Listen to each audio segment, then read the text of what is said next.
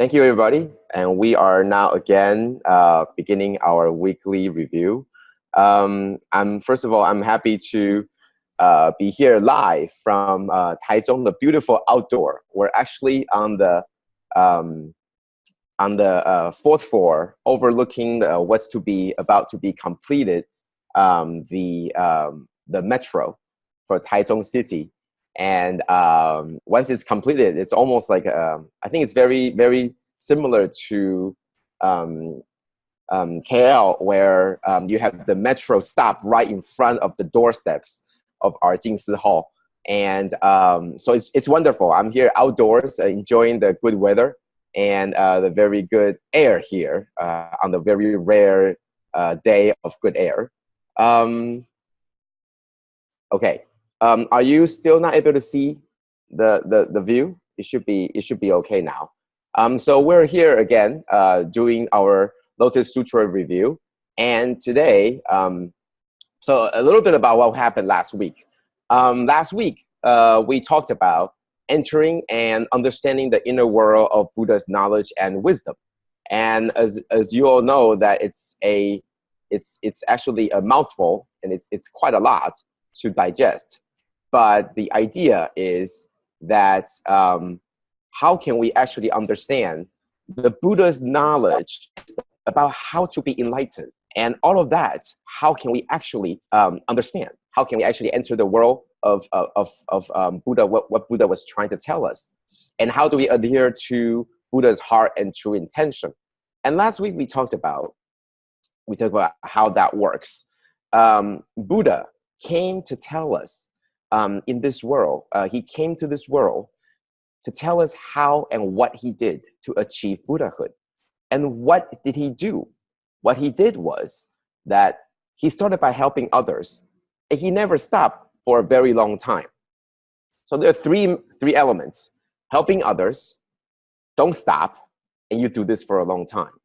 And when you are able to do that, you could achieve this great, great, great Buddhahood. And that's essentially what the Buddha was trying to tell all sentient beings, whether it's the heavenly beings or the dragons or all these heavenly beings and sentient beings and human and hungry ghosts and all of that, in all the realms, all the things that he did in all the countless kalpas and past lifetimes. That's what he did. And he came to the world and proclaiming to the world that that's how we can achieve the Buddhahood as well. And not only did he tell us how, but he also gave us the confidence, the belief, the faith that we all have it in us. It's not hard to dig down deep inside and then to uncover it, to start the very first acts of selfless giving, of helping others. It's not hard at all if we could just start, if we could just not stop, if we could just persevere. So all these are the things that the Buddha came to tell us. He only came to tell us what he did, and he wants us to believe. Believe what? Because it's so simple and straightforward. That is why Master always tells us that the Bodhi path itself is a straight path. This is a path that you don't have to worry about, going left or right, going over or under. You just go straight. It's a very simple path. All the Buddha did was telling us, help others selflessly and don't stop. And you do this for a very long time. And you will be able to uncover the intrinsic Buddha nature that you already have in you. That's all he told us. And it was very simple. It's a very straight line that if you want to do it, you could do it. Anyone can do it. Everyone should do it. But we don't believe it.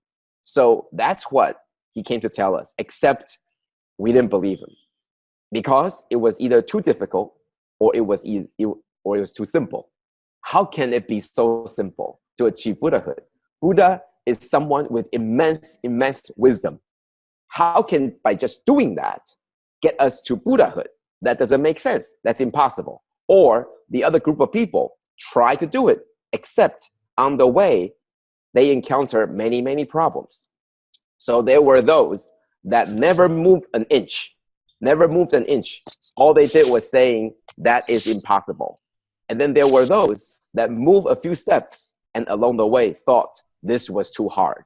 So for these two groups of people, the group that moved and thought it was too hard, they need skillful means and ways to get over their problems. For the group that did not move at all, they need faith. They need to believe. So for both of these groups, the Buddha prescribes medicine for both of these groups. He spent most of the time explaining the skillful means and ways of how to get through the difficulties. He spent 42 years explaining what we can do to get through all of that. And then he spent the last 7 years to tell everybody, you gotta believe. You had to believe all the things you did before, and you had to believe. So you can know that you have it in you, know that this is the right path, and walk it. And whatever the problems you encounter, overcome it with the ways that the Buddha told us, then we will be able to overcome. So that's what we talked about last week. Seems to be very simple, to be summarized by, I don't know, less than 10 minutes on what the Buddha was trying to tell us. But it was just that simple. And if you really believe the Buddha, then along the way, we're going to find problems and we're going to find difficulties. And along the way, we're going to use the skillful means and skillful ways that the Buddha had provided to us, then we would be able to achieve the Buddhahood. As simple as that. But it's not easy. It's simple, straightforward, but it's not easily accomplished. And that's why it was difficult. So that was what we talked about last week. And we also talked about the importance of faith. And thanks to both of our sharings from the medical group from Singapore, who also reaffirmed the idea that faith is very important. Sometimes, in fact, most of the time, it will be very, very much impossible to just have simple faith. For example, everybody said that it should be a very good activity, except when we do it, we don't feel the joy. So you begin to lose the belief and you begin to lose the faith. So what do we do? How do we continue? So all of those things, right? It's hard to believe. But every time Master wants us to return to our original vow, to return to our belief, to return to that very, very first vow that we have ever made. I don't believe that she was talking about the vow that we make now in this lifetime, the very first time that we step into Tzu Chi, or the very first time that we were touched by Master. No, it wasn't. I believe that she was recalling, making us recall that what did we say that we were going to do many, many, many lifetimes ago? When we first come in contact with the Buddha, with the Dharma, when we first heard about the Dharma, when we first heard about, or when we first met Master as our teacher to guide us, what was that very original vow? There must be something there. And that's something that I believe that we have it in us, but we just forgot about it. And Master is trying to get us to recall that vow. And if we don't remember the vow that we made long time ago, many, many, many lifetimes ago, at least let us remember the vow that we make in this lifetime. At least let us remember the vow that we make yesterday or this morning, okay? So whatever it is, it's something that will keep us nonstop. It will be something that will keep us for a long time on this straightforward path, okay? So this week, in accordance to some of the questions that were asked, I wanted to answer through this week's summary. And because it's all related, and therefore I wanted to take this wonderful opportunity to answer the questions as well as putting it together in terms of a summary, so that we don't skip these answer and the QA session over too quickly, but rather use this week's summary to answer some of the questions that were posed for this week. So we're going to talk about the various skillful means and metaphors that were covered in this week or the past 2 weeks. And we're also going to talk about the true stupa and treasure tower, the idea of the true stupa. Is it the one that we make? Is it the one that we erect? Is it the one that we built? And what does that mean? Okay. So we're coming up to the first topic, which is the various skillful means and metaphors. And as we probably all know, that the Lotus Sutra, in order for the Buddha to prescribe all the medicine that we need, there has to be many, many different ways to explain. Because after all, as Master said it, and as Buddha has said it, we all have different levels of understanding. We all have different levels of cultivation. And therefore, we require different levels of teaching, different ways and different means of transferring the knowledge and wisdom to us. And therefore, Buddha required the use of skillful means and metaphors for various people, sentient beings, to be able to understand. So in this chapter of distinct merits, we especially see this particular idea. One particular phrase or one particular verse that we saw was a particular thing about the landscaping of the Saha world. The Saha world, which is actually a world where forbearance is the key, because there's just too much suffering. There's just too much of the pain and suffering going on. However, Buddha said that if you believe and uphold this sutra, you will see this world that is made of lapis lazuli, and it's level and even. It's no longer uneven, ups and downs, etc. No, it's even and level. And the road is laid out like a chessboard, made of with these jewel trees and jambunada gold and all of that, right? And plus, there are the foundations, the towers, the balconies will be made of treasures, and the multitude of these bodhisattvas will be dwelling in them. This particular segment, passage, was especially brought out and asked, because during the explanation of this part, whether it was the lining of the gold and the trees and the path, it was there were a mention of the number 8, and therefore Master said that was the 8 rightful path. And then furthermore, all of these foundations, the towers, the balconies, all of these structures, landscapes, right? Master made the analogy that was actually the allegory for the 37 principles of enlightenment. And naturally, people will be asking, well, I don't see the analogy, right? You see that in the passage, there was the mentioning of 8 paths where they were all lined with trees, paved with trees, and 8 particular paths. And that could be very simply understandable to be equating to the 8 rightful path of the 37 principles of enlightenment. However, the rest of the part about the foundation, the towers, the balconies, how is that going to be allegorized or made the analogy of the 37 principles of enlightenment? And this is something that I wanted to further bring on, because for something to be made to be an analogy or metaphor, it's something that Master has been saying for the past week. Can we see Dharma all around us? Can we see all the things all around us as having some meaning more than what we see? And that's what Master has been trying to tell us in the last few days, right? She sees all these balconies. She sees all these landscaping structures.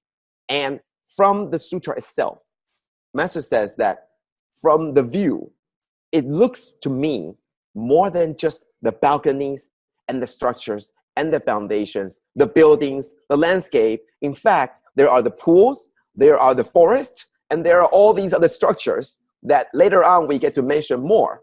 But how is it that these structures represent 37 principles of enlightenment? And I wanted to bring out to the passage that come immediately right after this. Buddha said, those who recite and preserve this sutra show a sign of full and willing acceptance. What does that mean? It means that for all of those people who can see and willing to follow the 37 principles of enlightenment, you will be able to see all these structures. You will be able to reach the Saha world where it's uneven and filled with pain. Yet for you, the world will be level and even. It will be completely lined with gold and treasures. And it will be completely be the very joyous place that is very different from the Saha world. The same idea in that if you're able to uphold the 37 principles of enlightenment, you will be able to, in this world, practice cultivation to the point where that you don't have to bear through all the pain. Because for you, the joy would be to understanding the Dharma from within, to practice the Dharma from within, and then you no longer will feel that this is the Saha world that you live in. The same idea that to be able to see the balconies, to be able to see the foundation, to be able to see the pools, the forest of trees lined with gold and treasure and lapis lazuli and all of those treasures, to be able to see all of those things in the Saha world, you need to truly believe those who recite and preserve this sutra show a sign of full and willing acceptance. The same idea that when you show a sign of full and willing acceptance, you will be able to see the Saha world for a wonderful and perfect world that really is. Just like those people who uphold the 37 principles of enlightenment, that you will be able to see and cultivate in your life, such that even if there are suffering and pain, you understand it to be part of karma. You understand the teaching and you cherish the teaching so that you uphold the 37 principles of enlightenment and you teach it to others.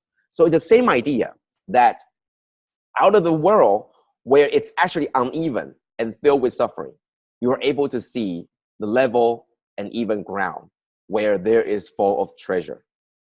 If you're able to uphold this sutra, if you're able to uphold the teaching, such as the 37 principles of enlightenment, you will be able to see the world, not just on the surface of suffering and pain, but deeply for what it is. It's a ground for cultivation, to cherish. It's a wonderful opportunity for us to cultivate and grow our wisdom life. So that is the allegory. That is the analogy. It sometimes goes deeper, not just the number. Oh, the number 37 doesn't show up. The number 8 or 7 or 6 or 5 or 4 doesn't show up. And therefore, it's not. It's not. Sometimes it takes longer or a deeper sense of what it truly means. But is what I say the only way to equate the two? Or even is 37 principles of enlightenment the only thing that can be equated to this particular verse? No, it's not. It's an extension of our belief. It's an extension of our understanding. That when we see something like this, we right away think about, actually, I can see all of these beautiful things in this world of suffering. And what allows me to see all of that is through our cultivation. So, same idea. Through 37 principles of enlightenment, we will be able to see all of these. So that was my understanding of how the two can actually cross, how this particular verse and how many, many, many other verses sometimes are the analogy made is a little bit far out and far reached. Sometimes it takes us to extend our imagination to understand. Sometimes it isn't just the symbols that are symbolizing, but sometimes it's the meaning. And Master today even said more.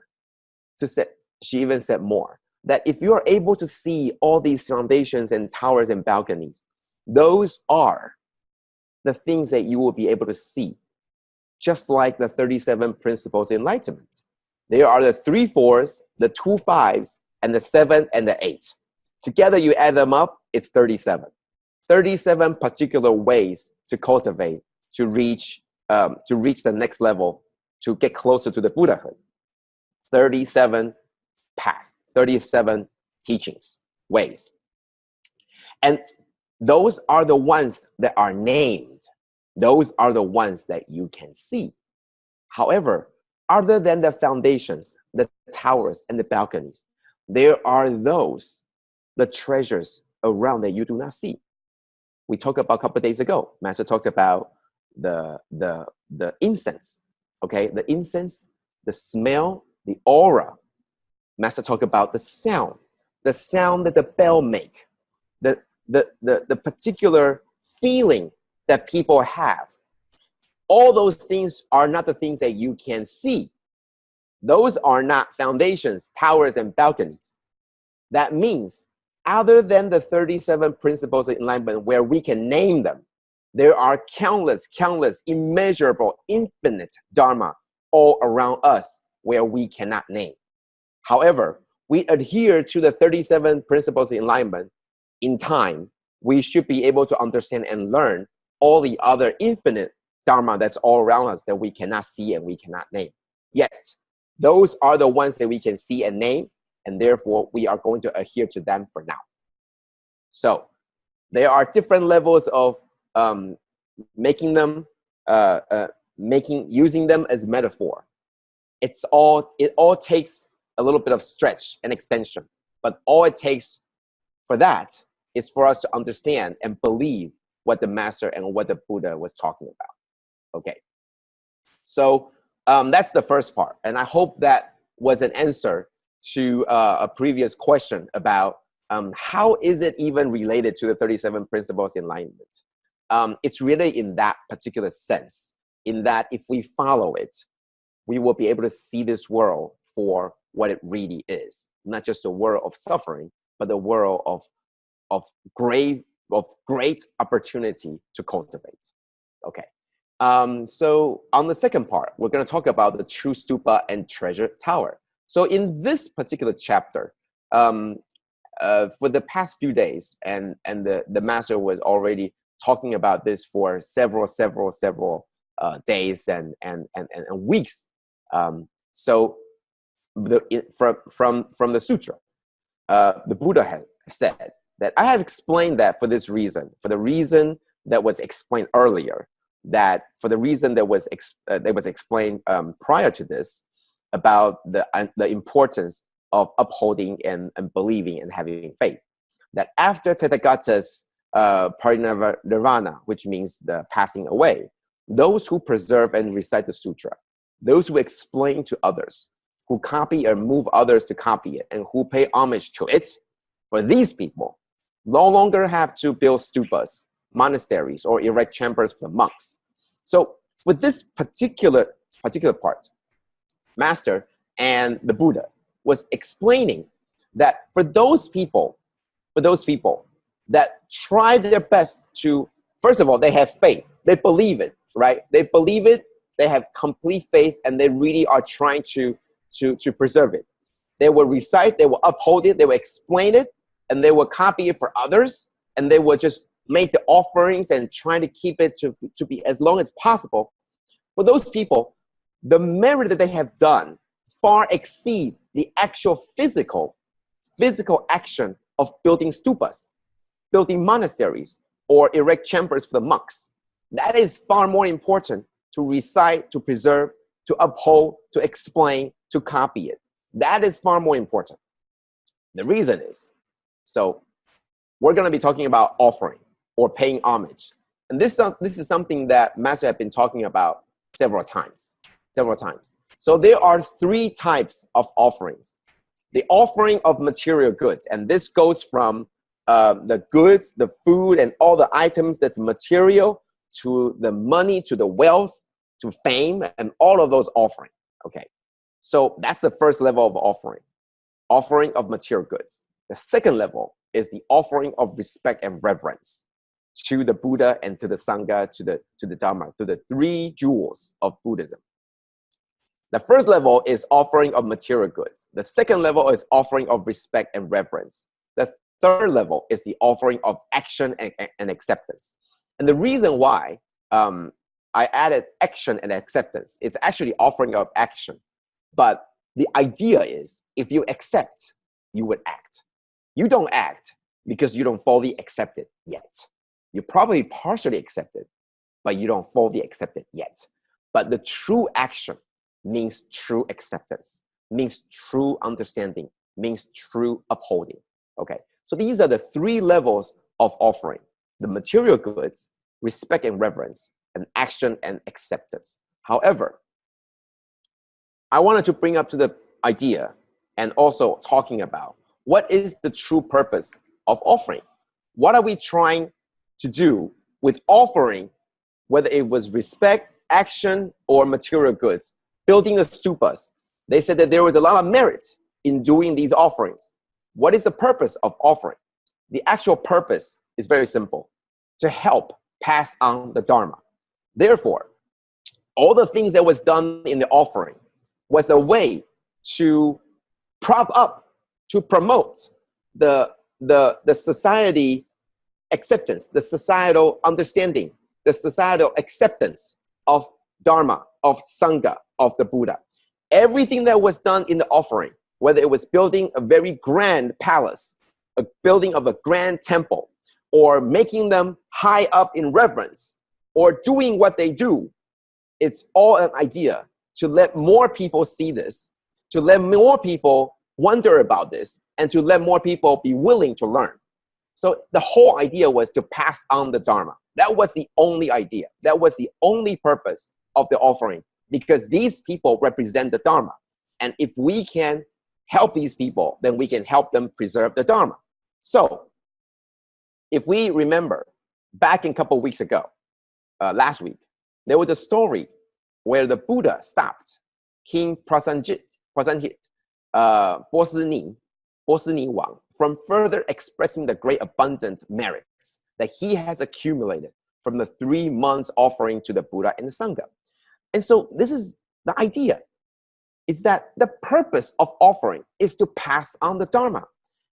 For the king, he was very important in guarding the Dharma for the 3 months that the Buddha and Sangha was staying in, because there was a time where they were studiously studying and cultivating, and they don't step foot out because of during the summertime and all of that. There was a story about that. But he had expressed that there was a great abundance of merits that he has accumulated because he has protected the Dharma and the Buddha for the 3 months. But the Buddha stopped him, because that particular action was actually, is this passing on the Dharma? Is what the king is doing passing on the Dharma? He made the offering to protect these people, but his action, is it actually passing on the Dharma? Or is it actually setting a bad example to show people, yeah, I'm doing all of that, and you must all know what this is? So the Buddha stopped him because it was actually setting a bad example. And the reason wasn't because of him expressing that he has all this abundant merits. The idea was that his intention, the idea was the king's true understanding of the merit lies in what he did to offer. But rather, it wasn't.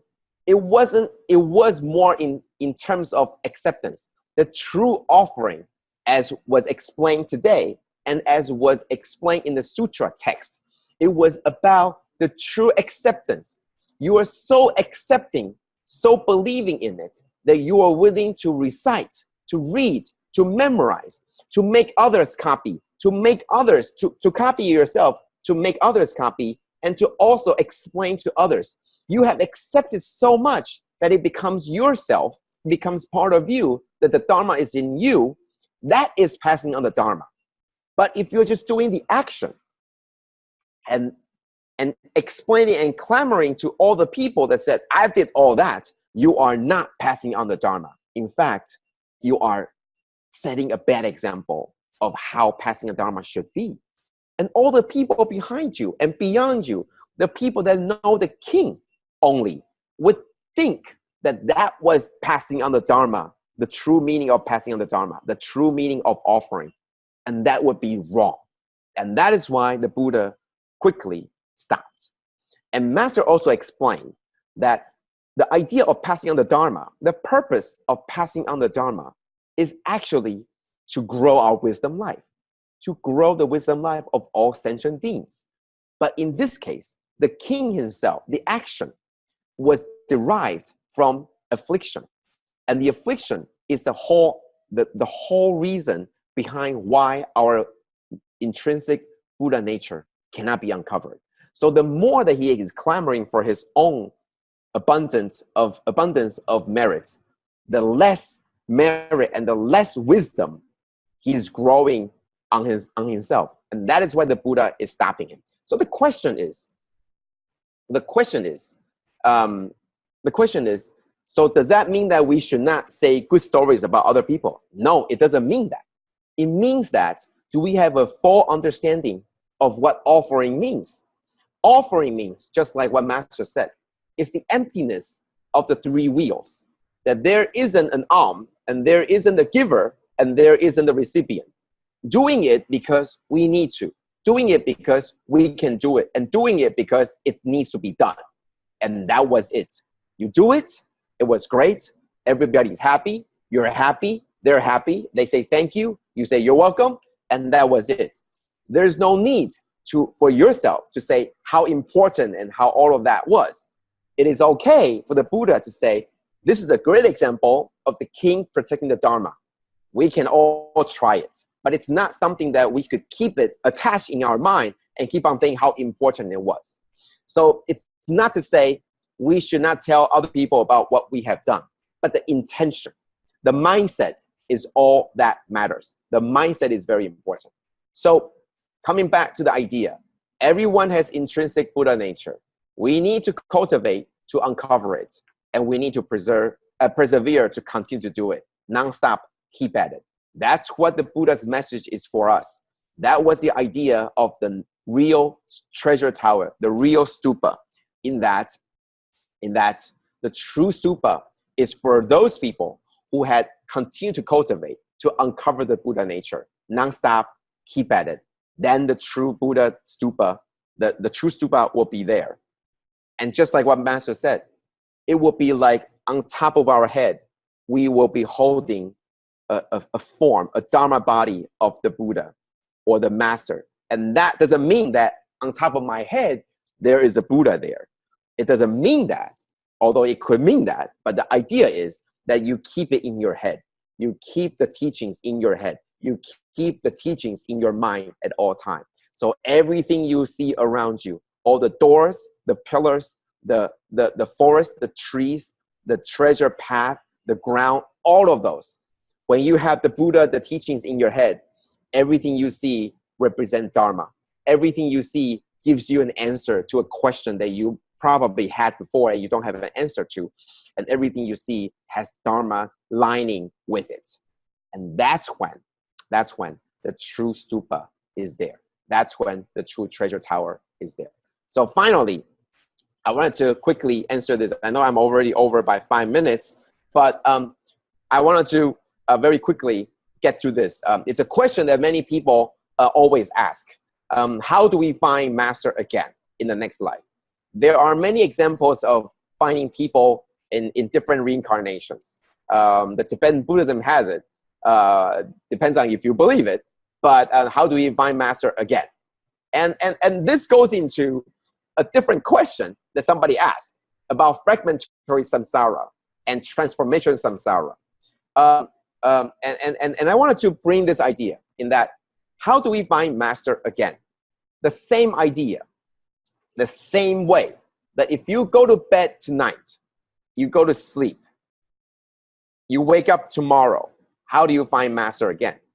You remember where she lives. You remember how she looks like. You remember what she teaches. Good. The next time anyone sleeps longer, and wakes up in a different body, in a different language, in a different world, how do you find Master again? Simple. You remember what Master talked about. You remember what Master says. You remember what Master taught. And then you will find her again. So it's something hard for us right now because we remember Master as this form. We remember that we can, in Taiwan, you just flip to channel 9, then you will be able to see Dai TV, and soon enough, you will be able to see Master. And in Taiwan, you just take a train to Hualien and you'll be able to see Master, right? So, so we know that when we go to sleep, tomorrow we wake up, we'll do the same again, and we'll find her again. We'll find her in the same place. And that's what we call fragmentary, okay? Why do we need to transcend the fragmentary and transformation samsara? It's so that we don't forget. We don't forget. Fragmentary is much bigger piece, you know, like life and death or day and night. Transformation is a much, much finer difference in that each thought. In fact, I'm willing to bet that we truly lost Master in most of our day. We truly forgot about Master in most of our day. Master actually only comes up sometimes. Most of the time when we find a problem, then we will remember Master. But most of the time, we don't remember Master. Most of the time, we let our will take us, not Master's teaching. So how do we find Master again? Simple. Don't lose her in the first place. Don't lose her from day to day. Don't go to sleep today, wake up tomorrow morning, you already forgot. Don't be thinking about her in one moment, and the next moment, you already let your affliction take you to some other place. To not having to find Master means not losing her in the first place. And that means transcending the transformational samsara. No longer are there any gaps where we lost Master. We will always be in the Dharma, just like continuously, just like we'll be breathing without knowing it, because we already transcend the samsara. No longer is there life and death, because whether my body goes through life and death, my mind, my wisdom life is always connected to Master. Then therefore, we don't need to find Master again, because we never lost her in the first place. So I hope that's a way to explain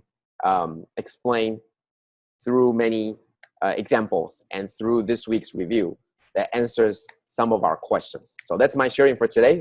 Thank you, Brother Joe, for such wonderful sharing. Today is my turn to share. Okay, 阿弥陀佛，亲爱的上人、金舍师父 brothers and sisters around the globe. Good morning, everyone. First, my utmost gratefulness to Master Zhen Yan for the affinity to start this wonderful platform, and also for making me believe my first vow. Thank you to Brother Zhou Huang, Brother You Ping, Jing Shi Fu for their relentless effort in sharing Dharma insights every Saturday to all of us. And thank you to all Pusa who are on board, who keep supporting us, and to those who obligingly agree to share every time I ask them. I'm most thankful to each of you. Last week, Brother Joe mentioned about the vow, the first Indian scene of Buddha, which started in hell, where he couldn't bear to see the suffering of this elderly. So it made me reflect on my own vow, the one I made this life. It all started, I remember, when I was 9 years old. That time I failed my math paper, in the first time. It was devastating for me, but my parents, they didn't scold me. I knew that my parents couldn't afford to send me for tuition, so I tried to study on my own. Then the next exam, I passed it. That time, there was a realization in me that for those who failed their papers, it's not really because they're not clever. It's more because they couldn't find the right person to teach them, or they couldn't find the right method. So in my small little heart that time, I was hoping that if there is a chance one day I could help these people. Many years later, when I was 16 in Form 4, this dream realized. A group of friends and myself, we went to guide groups of students who failed their math paper. Of course, we talked with the teachers. They gave us the name list. So during the break, this group of us, we will be guiding this group of students, but really didn't teach math at the end. It was more like languages, because we found out that most of them, they couldn't really even read A to Z. That vow made, that little good thought that made during when I was 9 years old, continue on during secondary. I'm most grateful that I have chance to continue joining organizations, to shelters, old folks. And there was a break in between because of career come in. I kept on studying degree, masters, and some professional certification, but it never stopped. My affinity with Tzu Chi charity started a bit late. It was only in 2011 that I started to join charity. We always heard, okay, even today during Xin Fa Xiang, Master mentioned about the importance to cultivate both blessing and wisdom. I think I managed to cultivate, join effort to do some kindness, but I know there is always this affliction in me.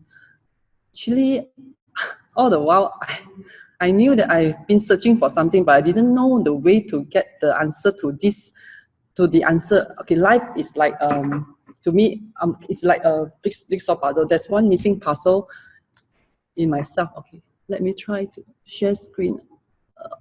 Okay, never mind, it's okay. Okay, there's a missing puzzle in me. So in 2011, I found this missing puzzle. That year, I joined Water Repentance with my son under Qing Ban parents-child bonding class. The verses were too deep for me. I couldn't understand the verses. But it was, somehow its words could not explain it. I remember during the first rehearsal when we were at this Chinese primary school, the parents, we were chatting, and the sister on duty said, parents, please, participants, please, things calm down. We are about to enter the Dharma ramp, Lu Jing Zhang. The moment she said, then she started playing the music, the Water Repentance music. I couldn't explain why. The tears just started. It came non-stop. I couldn't remember whether I did manage to perform any sign language. It was so wonderful. During that time, suddenly, the verses just seems to come alive. Earlier on, I couldn't understand all the verses. Just like the 因缘果报, the cause, condition, effects, consequences, what is the sufferings of sentient beings. We all have pure innate nature. All it just came alive, and I had some troubles at heart at the point of time. I don't know why. Suddenly the verses were like, they washed away the afflictions at heart. It just like melting away those afflictions. That moment, even what I have, the knowledge I have from my whatever I have studied, all the certificates that I've accumulated, couldn't explain that time. I suppose that time great faith came to me. So I was so thankful. In 2011,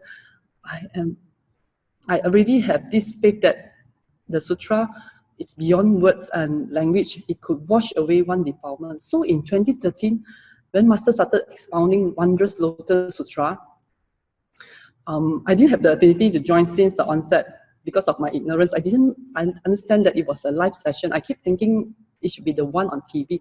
Only in early 2014, before Chinese New Year, I managed to join the live session. A lot of people, they asked me, sister, how could you persist? You couldn't understand the Minnan couldn't read Chinese. I always share that. In fact, I always thought that that was the reason. I shared that because I couldn't bear to see Master sharing life alone. How could I? Masters waking up so early, and as disciples sleeping at home. Actually, it was not easy. I remember there were a few times that I literally dozed off in my car. I guess there were a lot of Dharma protectors around me. There was no accident, but of course the body naturally, it will, I can't get used to that phase, we will be okay. But during the initial period, there were a lot of challenges. There was this particular 2 days, I remember it was raining in the morning. I was so tired, I thought of maybe I need not go, because actually I'm still working, I'm a full-time working mother of 3 children. It was very tiring. That 2 morning, I remember, I didn't attend Xin Fa Xiang, but it was the worst time for me in my life. I was rolling all over in the bed. There was this inner voice inside me that kept talking to me. And you claim yourself to be a good disciple of Master. Your Master is waiting for you outside raining. It was so cold. How could you do that? So since then, I knew what I need to do. That was what I thought that kept me going, diligently attending Xin Fa Xiang. But later, actually, now I recall back, it's the great faith. Because in 2011, I found this great faith during Water Repentance, the faith in the Sutra. I guess I'm most thankful because of this the combination of great faith and I couldn't bear to see Master alone. It kept me going in Xin Fa Xiang. Actually, in fact, very soon later, I realized the Wondrous Lotus Sutra. In fact, I guess the reason I could go deeper in charity, Tzu Chi charity is also because of Xun Fa Xiang. Earlier on, I was always on my own because of my ignorant mind. I prefer to do it on my own because I look at Tzu Chi charity. I thought, how could I join them? They are so disciplined. The way they tie their hair, they're all like speaking Chinese. I always thought that I could not probably join them. But in 2014, after I joined Xun Fa Xiang, okay, now let me share my screen.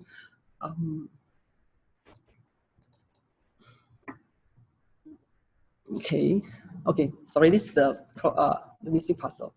Okay, the time when I started Xun Fa Xiang. Okay, the MH370, it started a few months, actually quite 1-2 months after I started Xun Fa Xiang. At that point of time, I still couldn't understand Master teaching well. But surprisingly, that morning, I didn't know why. After Xun Fa Xiang, there is always chanting transfer of merits. I cried non-stop. I couldn't understand why. I kept asking, I asked myself, what happened to you? Why do you keep crying for no reason? Okay, after that, I went to run some personal errand. In the evening, I found out about this incident. I knew that I could no longer sit at home watching at the TV. I really hope I could do something. So the next day, I tried to register to be whatever volunteer in whatever form, but because of the high sensitivity of the case, imagine I always join as a happy volunteer. I hardly have any experience don't really have experience leading the charities mission. So I was still a grey uniform volunteer. I understand that they preferred Lantian Baiyun commissioners with experience in charity to join. But then I still have faith that I believe that I should have chance to join. Truly enough, Monday, I don't know why, coincidentally, I was on leave. The sister asked if you could join. We need someone to help to document the cases. So I joined. But what touched me most, I remember, were the volunteers, the senior volunteers whom I used to see on TV. They are really my role models. I saw the volunteers that they were like so ready. I asked the sister, how ready are you? They said, we are so ready that our luggages are here, our passport are here. Anytime that the flight carrier needs us to accompany the family members to Beijing, we will go. That is how ready they were. So I asked myself, how ready am I? I always acted as a happy volunteer. I knew that I'm still so far away from them. But that moment, there was this little thought in my mind that I must somehow get that Dharma cloud shirt, Lantian Baiyun. Now we heard about the 10 grounds of Bodhisattva. Those are the shit I knew I have to get it. Before that, to me, it was still like happy volunteering. There were 2 cases that touched me a lot on that day. A lady who was pregnant, she was very sad. 2 ladies, sisters volunteers, they were kneeling at the bedside, holding on to her. She shared a story. She said it's because of her birthday, the husband had to change the flight ticket and took that day, that fatal flight to return back. But that happened. That's why this lady from Beijing, she flew to Malaysia. She was very sad. Another case was she's the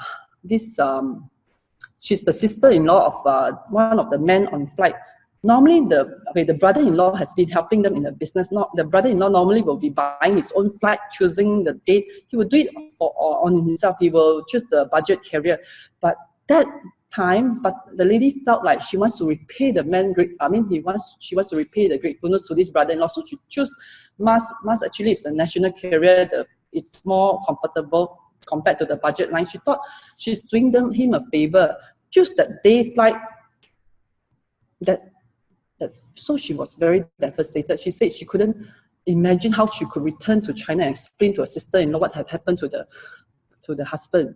These 2 touches me greatly. Next, that year also we have East Coast flooding again. I thought my affinity were not there yet because they said because of the great distance between KL, our side, and the East Coast, it's impossible to do day trip. From what we gathered, they need volunteers who could do at least 3 nights, who could stay at least 3 nights to make it more meaningful. But I knew I couldn't because I have young children at home, and I also, my home brother and I were working. But then somehow that very soon, the 2 weekends back to back each other, we have buses for volunteers from KL, carrying us from KL early in the morning to this few locations in East Coast where the flood has subsided, so we could help to do the cleaning. The first trip I remember I went with my eldest son, second with my younger son. Actually, it was not easy. Nowadays, when I look back at Taiwan, the flooding where there were a lot of elderly volunteers cleaning, I wonder how they could do it. I remember one of the mission where we helped to clean up the school. By noon time, my hands were really shaking, shivering. I couldn't even have energy to hold the lunchbox. Luckily, we have a lot of youth volunteers that are helping us to do the cleaning in the afternoon. If you look at the picture, right, left, okay, there's one with a few Tzu cleaning. The walls actually is not naturally brown. It's because of the mud. Imagine that level of mud up to that roof level. That point of time, it was, I think, the second half, we couldn't have most of the, not elderly, I think I was almost elderly. We have lost most of our stamina. Luckily, the youth, they helped us to scrub while we spray water to the wall, to that extent. So, it was like family felt like feeling, because the villagers there, they asked us to please return to home next round you are here. It was, so each mission, if anyone have an opportunity, please seize it. Life will never be the same again. Okay, basically, the community charities, I'm sure every one of you all have in community charity.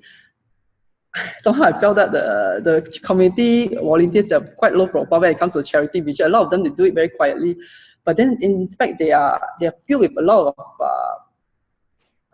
of activities. Like for our area here, we have a leprosy center nearby and a government hospital, and at the around our Bei, we also have one more hospital which is previously known as Hell on Earth. Children or people there will be afflicted with not only one, there are multiple very serious diseases. People age very fast, and there are a lot of suffering there. Because of the hospital nearby, if there is any emergency case, they will ask Tzu Chi volunteers for help. Okay, you can see the list here, means those are what your community has for you. In fact, so I hope that those who have not yet joined charity, please do. Now I understand why Master wants us to not only listen to the Dharma, we also must go into the masses to cultivate from here. Actually, in fact, each of it, even the home visit, even the cases that we adopted, each visit, the same family that we go, each time is different. It's just like, I guess, like the sutra, the verse Master explained. Each time Master explained probably the same verse, it could be different meaning. Each time we go there, there will be different stories.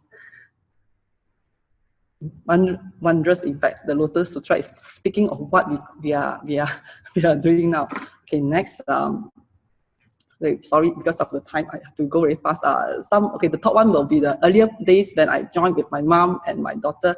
See, my hair was dyed brown, and I braided my hair. I was not so disciplined, so those were my obstacle in earliest. Bottom, there was my younger daughter with me going to leprosy center. Actually, there was a very funny story behind it. Okay, anyway, due to time constraint, I will not go into it. And the fire, okay, the flats on fire, the rooms, we will go and clean up. There were a lot of, this one, okay, actually there is very moving story behind it. Very fastly, it's one of the family that had an accident on their way to for this Cheng. They were in a truck. The children didn't put on safety belt. In fact, they were sleeping at the truck, behind the truck. The father never thought it would happen. Just one time, that's why Indian sing, the thought must be good at all times. Just one time mistakes of not securing the child with a safety belt. Another car rammed into them, and all the kids behind flung out. 2 kids died. One is the nephew, another one is the son. Out of the 5 children, 3 of them, the 5 sons, 3 of them same year with my kids. The volunteers there had a rally. They provide, because these families were from outstation, they provide lunch, breakfast, lunch, and dinner for this family.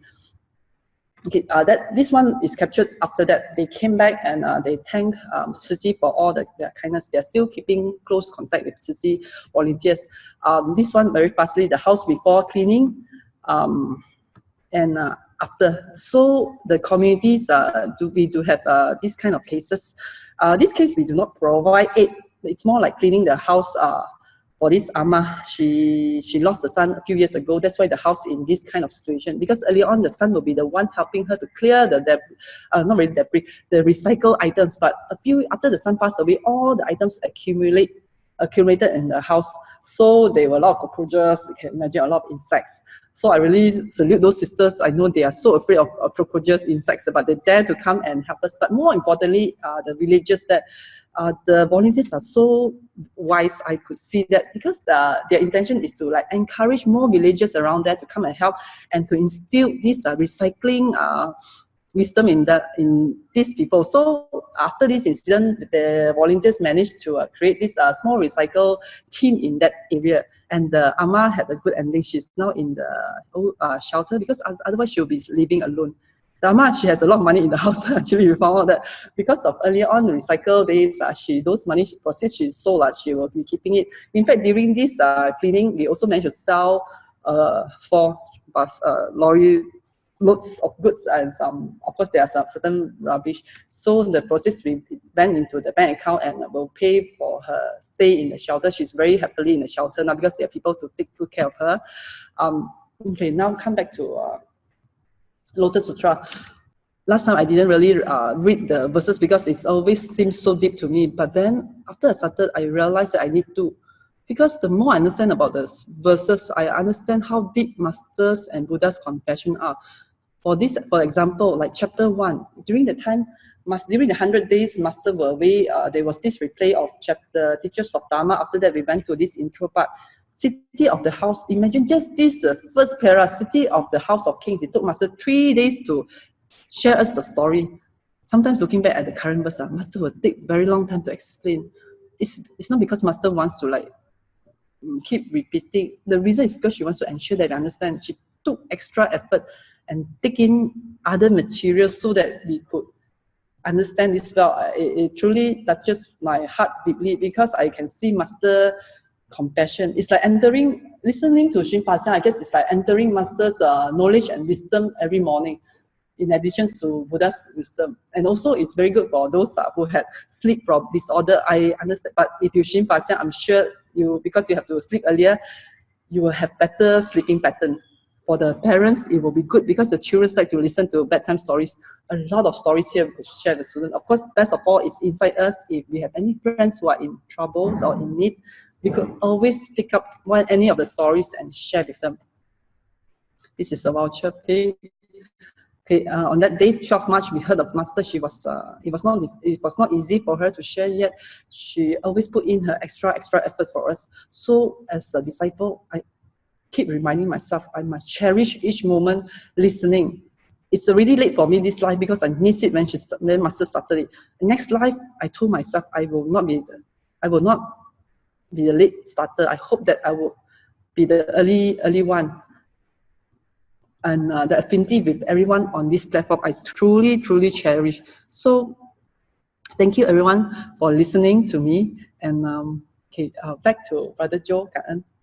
Okay, thank you, Sister Xiaoqing. It was very inspiring. And even though there were some stories that you had to skip due to time, but we can understand that there was definitely a lot of love and a lot of emotion associated to that. Especially, you kept here at the end here about what Master said about Master how he used a lot of effort to speak, and before it was just using a lot of time to recite the same thing, and now it's using a lot of effort to even just to be able to talk, and so that we could understand. So going back to the question is how do we get to see Master again in our next lifetime? How do we remember her? Well, the idea is don't forget her in the first place. And that is starting with making a vow. Making a vow of not forgetting. Starting by today. Starting by this moment. Every moment do we have her on top of our head, holding? Or is she in our mind? Every day, every moment. And if we can do that, then no matter where we wake up in the next lifetime as what? Even in hell. Even Buddha was there, and he was trying to do his best because he had that intuition of trying to help somebody else. Even if that's the case, we would still be able to do the right thing. because environment will no longer be a concern to us. Because even in the samsara world, in the saha world, we will still see it as treasure, as level, as even if it's full of suffering, we will still see it as a great opportunity for us to cultivate. And that is when we have Buddha's mind as our mind and Buddha's heart as our heart. And that is when we have entered into the Buddha's wisdom, and we have entered into Buddha's knowledge. And that's what Buddha is trying to do to us, and that's what Master was trying to teach us. So thank you, Sister Cheng, for your sharing. It was wonderful. And I hope that through today, we get more understanding and more closer to understanding and entering into Buddha's wisdom and knowledge. And also a step closer of always remembering Master in a way that we don't have to worry about forgetting her in the next lifetime, or when we wake up, or the next moment after this is over, when we're eating our wonderful breakfast and we go like, what? No, I forgot what Master said already. Okay, so once again, thank you. And even though we meet next time, I hope we don't really meet next time, in that I hope that we actually meet all the time, in that we will be all at the same time at Vulture Speak, and we'll meet there at the same time all the time. Okay? Okay, thank you. And we'll see each other next time, but always be with each other. Thank you. Cảm ơn Brother Joe, for sharing lots of life wisdom. Thank you, Pusa, for your presence today. Hope that each of us could sustain the Dharma joy and take in another piece of Master's and Hualien love to our life.